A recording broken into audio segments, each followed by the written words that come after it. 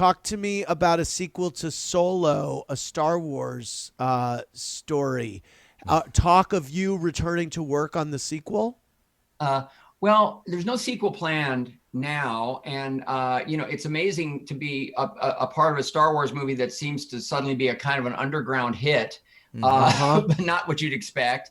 But that's been an odd, strange journey for that movie, of which I saw you know, Solo in came on 4D late. where they would spray water and blast air and shake your seat in Union How was Square. it in 4D, John? Loved it. Loved it. Really? I I saw it read twice just so I could see it in 4D Wow. with There Sanji. you go. I read that you were approached by George Lucas to direct Star Wars Episode 1, The Phantom Menace, but you ultimately turned it down. Is that true?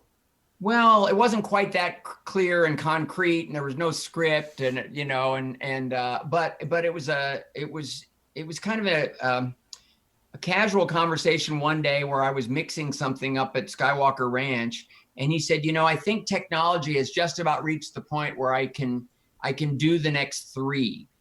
Would you want to do one? I'd like to get Steven, maybe Bob Zemeckis. I'd like to,